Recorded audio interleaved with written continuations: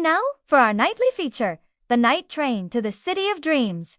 All aboard! The engine of the Midnight Express chugs merrily along the tracks. The boiler is full, the firebox is fired, and all is ready for a night of adventures. This train doesn't follow any regular route. Its schedule is determined by the desires of its passengers, dreams which it ferries them to across the land. There are no tickets for this train, and no one can remember how they got on board. The fares are paid in full-throated laughter and stories told in the flickering light of the carriage lamps. In the lead car, a foghorn blasts, chasing away the last of the daylight and marking the start of the journey. Inside, a carpet of thick, soft moss covers the floor, and comfortable sofas made from polished driftwood invite travelers to recline and enjoy the ride. In the corner sits a gramophone, filling the space with music that seems to come from another time. Through the windows, the landscape flashes by in a blur of green and gold, brown and blue, rapidly receding into the darkness, until the last vestiges of the familiar world have disappeared. And then they arrive. Welcome to Xanadu, where wishes are born of stardust and dreams take flight on moonbeams. The city shimmers before them like a mirage, yet it feels warm and real beneath their touch. Above, diamond-studded clouds race across an inky sky ablaze with stars.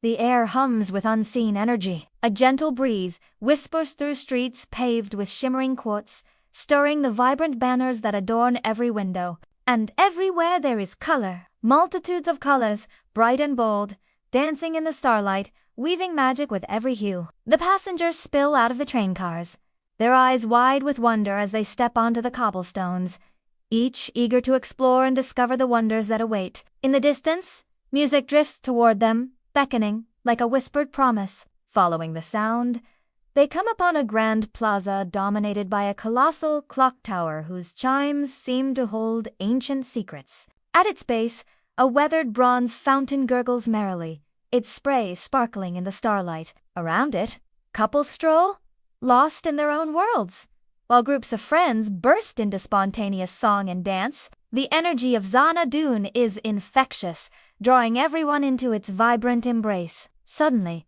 a troupe of acrobats appears, bounding and flipping through the air with effortless grace. Their movements echo the music, telling a story without words. Above them, a kaleidoscope of fireworks explodes in the night sky, painting it with streaks of silver, gold, and crimson. The crowd gasps in awe as the fiery blooms cascade across the heavens, leaving trails of sparkling dust in their wake. As the finale, a shooting star streaks across the sky, winking down at the awestruck onlookers below. A hush falls over the crowd as the magic of the moment settles around them. Then from the plaza, the sounds of laughter and merriment drift once more, pulling them back to the present. Rubbing their eyes in disbelief, they realize that it was only a dream. But as the first rays of sunlight peek through the trees, they remember their adventure in Xanadu with a smile. For those who believe, magic never truly fades. It lingers in the whispers of the wind, in the twinkle of an eye, and in the warmth of a shared experience. And so the train departs,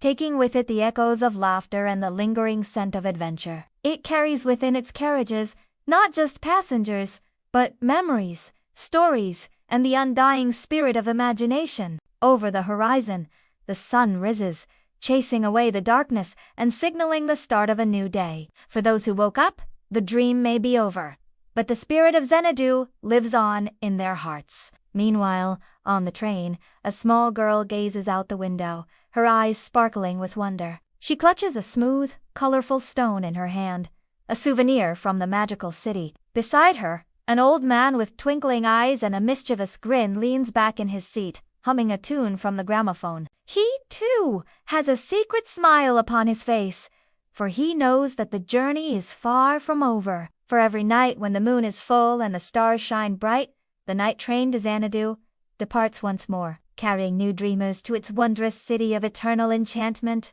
All aboard. Onward to Neverland, where Peter Pan and his band of merry misfits rule the night. Wendy and her brothers, John and Michael, awaken to find themselves in a world of make-believe.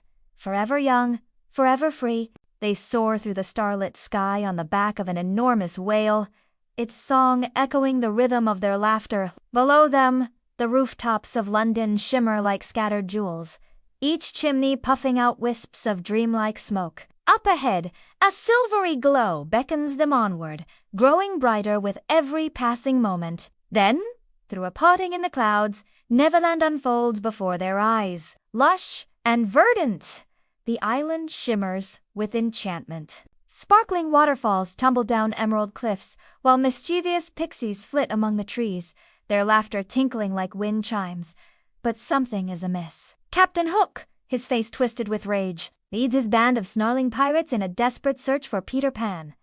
They seek revenge for the loss of their #1 treasure, the crocodile that had swallowed his ticking clock. The darling children know they must hide, for if Hook lays eyes on them, their adventure will come to a perilous end. With the lost boys, they race through a subterranean network of tunnels, weaving and bobbing to elude their pursuers. The entrance collapses behind them, leaving them deep within the earth. As daylight begins to creep in, they need to find a way out quickly. Suddenly Tinkerbell flits before them, her magic offering a solution.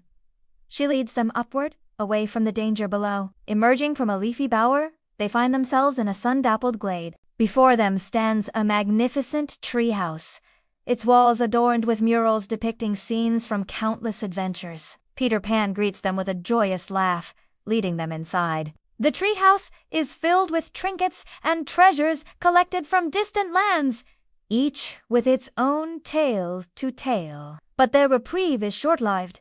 The pirates have tracked them here. A fierce battle ensues. Swords clash, pistols fire, and magic sparkles as the two sides fight for supremacy. Just when it seems the pirates have the upper hand, Peter Pan makes a daring move. He leads them to the window, and together they jump into the waiting arms of the mermaids. The tide turns as the mermaids join the fray, their songs enchanting the lost boys and confusing the pirates. Captain Hook slips and falls into the water, only to be captured by the giant crocodile, its jaws snapping shut with a finality that leaves no room for escape or regret. With their enemy defeated, the lost boys cheer, their voices echoing across the waves. As the sun dips below the horizon, painting the sky in hues of orange and purple, Peter Pan turns to the darling children. It's time for them to return home, he says, though Wendy and her brothers know that a part of them will always remain in Neverland. With heavy hearts, they bid farewell to their newfound friends, promising to return someday. Back in London, the children slip back into their beds, the memory of Neverland still vivid in their minds. The night has been filled with adventure, danger, and magic, a world where childhood dreams are given life. For those who believe in fairies, the magic never truly ends. It lives on in the whispers of the wind, the laughter of children, and the endless possibilities of a boundless imagination. All aboard! And so ends another night on the train, another journey to magical lands where dreams take flight and reality bends to the whims of fancy. The passengers, their eyes shining with wonder, recount their adventures as the train pulls back into the station, depositing them back into their everyday lives. The magic lingers, though, woven into the fabric of their being, a reminder that even in the ordinary, there is always room for extraordinary experiences. For the night train to the city of dreams runs nightly, its whistle echoing across the dreamscape, beckoning all who dare to believe in the power of dreams. All aboard! If you enjoyed this whimsical journey, don't forget to stay tuned for more nightly escapades. Until next time, sweet dreams!